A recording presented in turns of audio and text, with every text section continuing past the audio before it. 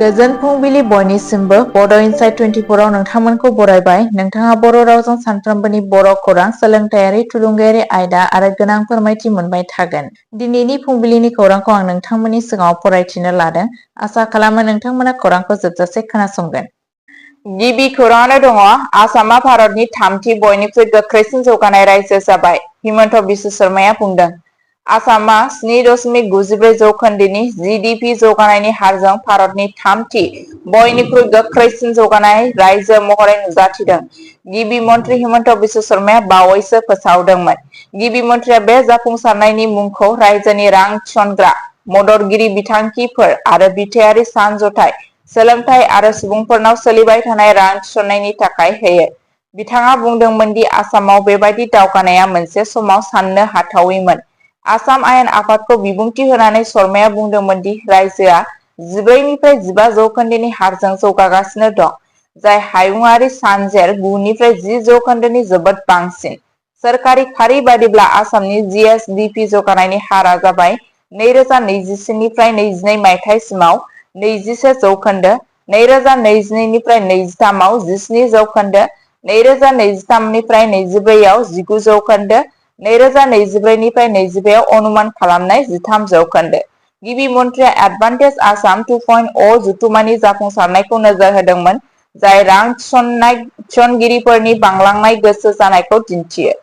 आसामाव राजथावनि खरसाया 2015 निफ्राय 16 मायथाइयाव 2,951 कौटि रांनिफ्राय गोख्रैयै बांनानै 2024 निफ्राय 25 मायथाइयाव 24,964 कौटि रां जाहैबाय।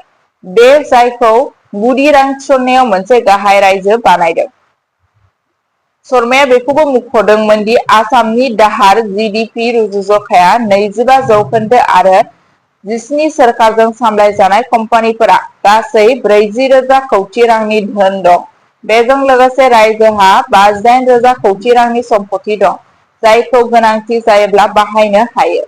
नैथि खौराङानो दङ, बिटिआर सोरखारा UPSC, APSC बिजाथिफोरनि थाखाय बड'फा UN ब्रह्म सुपार 50 मिशन बेखेवदों। बड'लेण्ड टेरिटरियेल रिजन बिटिआरआ सोलोंथायारि बोसोर 2025 आरो 26 नि थाखाय बिटिआरनिफ्राय UPSC आरो APSC नि बिजाथिफोरनि थाखाय मोनसे बेसेन नाङै थाग्रा कचिं होनो थाखाय बड'फा UN ब्रह्म सुपार 50 मिशन जागायदों।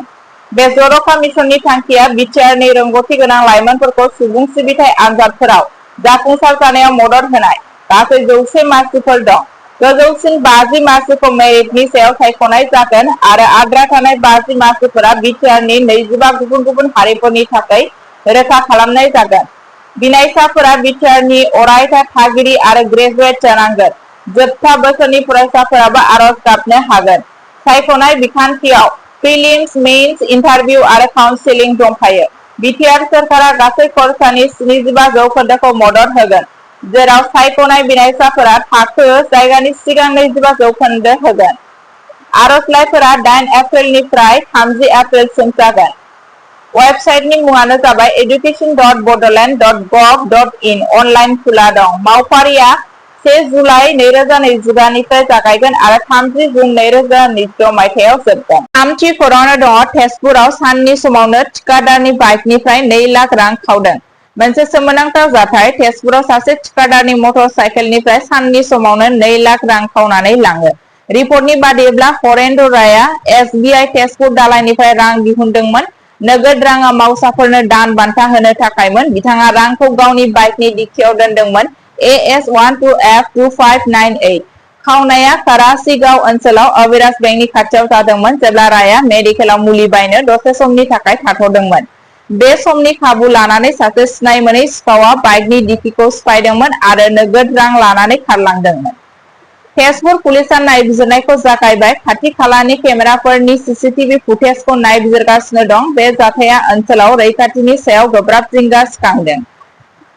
ब्रैथि खौराङानो दङ, आसाम पुलिसआ इन्टारनेशनेल बाइक खावनाय नेटवर्कखौ फोजोबस्रांदों, सा 6 खौ हमदों। मोनसे गेदेर जाफुंसारनायाव बजालि पुलिसआ साखा खबनै खावनायाव लोब्बा थानाय मोनसे गेजेर हायुंआरि हानजाखौ फोजोबस्रांदों। बे अपारेशनखौ एडिशनेल SP त्रियनन भुयानआ दैदेनदोंमोन। पुलिसआ हानजानि सा 6 सोद्रोमाफोरखौ खादोंमोन। बागानपारानिफ्राय नयन डेका, रतन बर', लक्ष्मण बर', सिमलानिफ्राय धनजित बर', पालहा सिमलुबारिनिफ्राय सन्जय बर' आरो खोदोमथलानिफ्राय निर्मल कलिता। अपारेशननि समाव पुलिसा खावनाय गंथाम मटर साइकेल बोखांनो हायो। पुलिसनि बादिब्ला बे हानजाया ओनसोल आरो बायजोआव गोबां गारि खावनायफोराव लोब्बा दंमोन। पुलिसा दा हानजानि गुबै मास्टार माइन्डखौ नागिरगासिनो आरोबाव थाबैनो हमजानायनि आसा दं। 5 थि खौराङावनो दङ धुबुरी भोलानाथ फरायसालिमाया फरायसा सान फालिदों। धुबुरी भोलानाथ फरायसालिमाया गावखुंथाय फरायसा दैदेनगिरि उपेन्द्रनाथ ब्रह्मनि गोसोखांथियाव फरायसा सान फालिदों। बे हाबाफारिखौ फरायसालिमानि IQC आरो असमिया बिफाना असमिया अडिटोरियामाव खुंदोंमोन। गाहाय गोसो बोनो हानाय मोनसे सेमिनारमोन जेराव फरायसालिमानि आजिरा मोननाय गोरायुं डक्टर धुबा चक्रबर्तीया गाहाय बिबुंथिगिरिमोन। बिथाङा फरायसाफोरखौ मोनसे आब्रुथि गोनां आरो सावस्रिनां जिउ खुंनो आरो गोदान भारतखौ दानो थाखाय खामानि मावनो थाखाय थुलुंगा होदोंमोन। असमिया बिफाननि गाहाय डक्टर उपेन्द्रजीत शर्मा आरो बिबुंगोरा आरो फरायसाफोरनि बाहागो लानायाव मोनसे सावरायनाय मेलबो खुंनाय जादोंमोन। बिथांमोनहा समाजाव फरायसाफोरनि गोनां बिफावनि सायाव सावरायदोंमोन। बे हाबाफारियाव उपेन्द्रनाथ ब्रह्मखौ मान बावनायमोन आरो हादोर दानायाव फरायसा दैदेननाय आरो बिबाननि बेसेन गोसा रोखा खालामदोंमोन। 6 थि खौराङावनो दङ चिराङाव 36 लाख रांनि खावनानै लानाय HUL मुवा बोखांदों, 3 हमजादों। चिरां पुलिसा 36 लाखसो रांनि खावनाय हिन्दुस्तान इउनिलिभार HUL नि बेसादफोर बोखांनो हायो आरो बे जाथायजों लोब्बा थानाय 3 सुबुंखौ खायो। कलकातानिफ्राय गुवाहाटीसिम दिहुनजानाय बेसादफोरा लाबोनाय गंसे 10 साखानि ट्राक AA01NC0391 निफ्राय मुवाफोरखौ खावनाय जादोंमोन। खावजानाय बेसादफोरखौ चिरांनि भारत भुटान सीमा खाथिनि थाइसबारिनि सोमखोर बसुमतारीनि न'आव मोननाय जादोंमोन। ट्राक बिगोमानि अजदनि सायाव बिथा खालामनानै रुनिकाटा पुलिसा नायबिजिरनायखौ जागायदोंमोन। पुलिसा 2 ट्राक सालायगिरिफोर रूपचन्द्र आली आरो इमानुएल हकखौ खायो। बिसोरनि सोंनाय फिननायाव पुलिसखौ खावनाय बेसादफोरनि जायगासिम लांदोंमोन। उनाव पुलिसा बसुमतारीनि न'आव सिग्रोमदोंमोन आरो HUL नि दिहुनथायफोरनि गासैबो खेबखौ बोखांनो हादोंमोन। बसुमतारीखौबो खानाय जादोंमोन। बे केसआ हान्था मेलानि लामाफोराव खावनायनि सायाव जिंगा सिखांदों। पुलिसा बांसिन गुदि खिथाफोरखौ दिहुननो थाखाय नायबिजिरनायखौ सोलिगासिनो दं। 7 थि खौराङावनो दङ गुवाहाटीआव गोदान जौनि सम, जौनि गलाफोरा हरनि 11 रिंगासिम खुला थागोन। आसाम आबगारि बिफाना मावख'आरि महरै गुवाहाटी नोगोरमायाव जौनि गला आरो बारफोरनि जोबनायनि समखौ बारायना होबाय। गोदान नेम बादियै IMFL गलाफोरा जाय न'आव बाहायनो थाखाय जौ फानो दा हरनि 11 रिंगासिम खुला थानो हागोन। जौ होग्रा बार, क्लाब आरो रेस्टुरेन्टफोरा दा फुंनि 12:30 रिंगानिफ्राय खुलिनो हागोन। बे गोदान समफोरा खालि गुवाहाटीआवल' बाहाय जायो आरो गोख्रैनो गोहोम खोख्लैयो।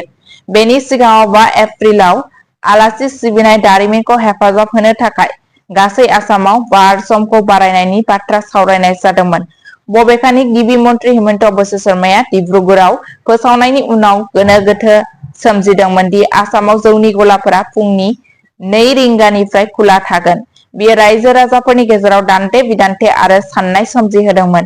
उनाव गिबि मन्थ्रिया ससियेल मिडियायाव रोखा खालामदोंमोन दि बारायनाय समा खालि गुवाहाटी नोगोरमानि थाखायल', गासै रायजोनि थाखाय नङा। आबगारि बिफाननिफ्राय मोनसे मावख'आरि फोसावथायनि गेजेरजों गोदान समफोरखौ रोखा खालामनाय जादोंमोन। खौरांखौ जोबजासे खोनासंनायनि थाखाय गोजोननाय थाबाय।